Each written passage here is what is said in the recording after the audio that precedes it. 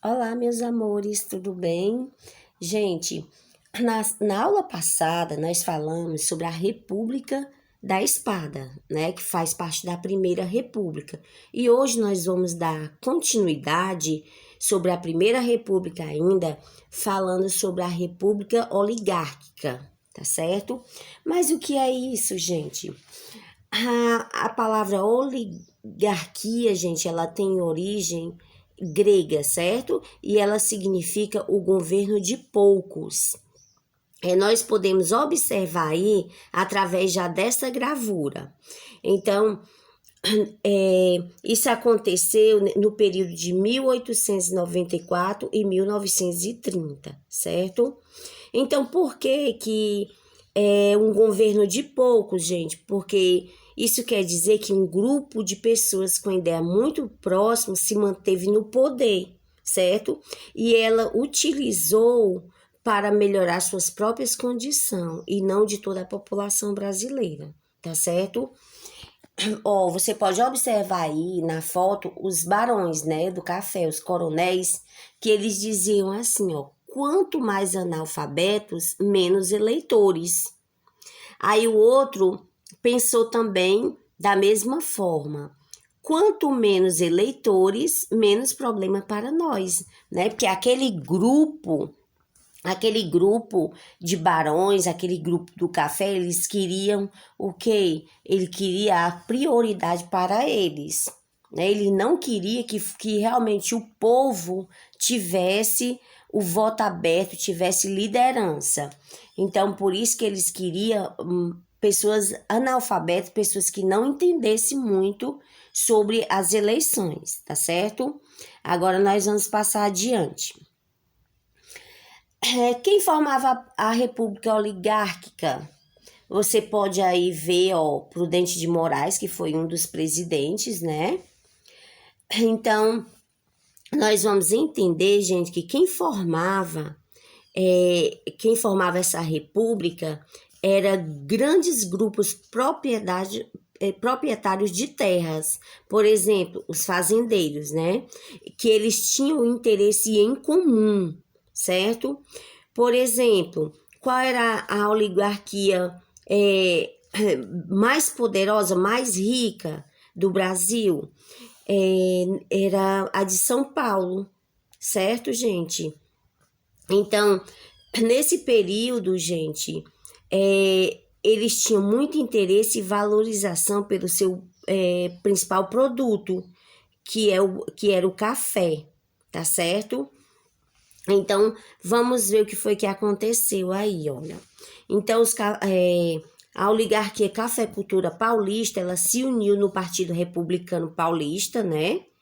Então, o que foi que aconteceu? Teve essa organização e Prudente de Moraes, que foi o primeiro presidente civil, ele não foi militar, né? E ele era membro desse partido, né? E além dele, ele contou com o apoio de oligarquia mineira do Partido Republicano, que tem a siglazinha no seu livro, na página 35, PRM, que significa Partido Republicano Mineiro. Ele tinha interesses próximos aos paulistas, certo? Então, nesse jogo de interesse, tanto o PRP, ele se aliou com o PRM, né? Com a intenção de garantir o maior número de votos. Aí nós podemos observar o quê? Que foi que aconteceu? Nós vamos já analisar o voto de Cabresto, tá certo?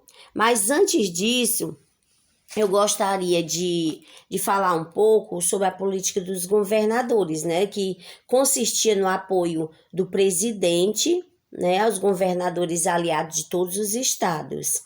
E a comissão que verificava, a comissão de verificação, era um grupo de deputados responsável por validar os resultados da eleição. Agora nós vamos chegar aqui o que está representando a nossa gravura, né? Sobre o voto de Cabresto, que era o coronelismo, gente, estava ligado à figura dos coronéis, ou seja, geralmente grandes fazendeiros ou comerciantes ricos de uma região. Então, esse voto dos coronéis era conhecido como voto de cabresto. Você pode observar na página 37 do seu livro que lá tem uma gravura ilustrando um coronel, né, com uma cordinha puxando um homem com a cabeça com formato de burro.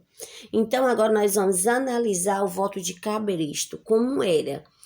Então, eu coloquei aqui que foi um mecanismo desenvolvido pelos coronéis, né, como eu já havia falado, para que a população votasse nos seus candidatos próximos a eles.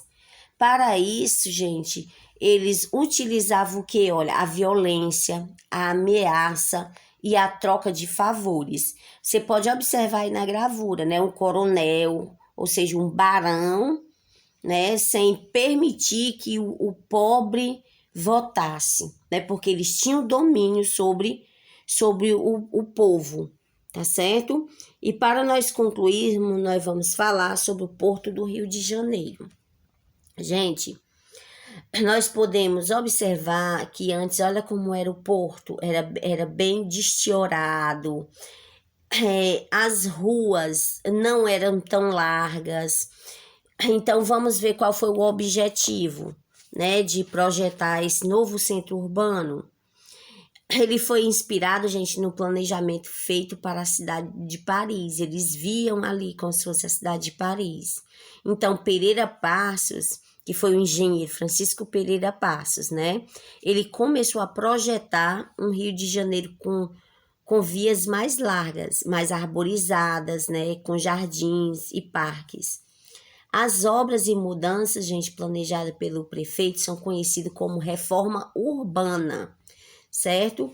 Então, você pode ver aí que é um dos grandes pontos turísticos, né? Que foi passada por uma reforma muito grande, mas muito grande mesmo.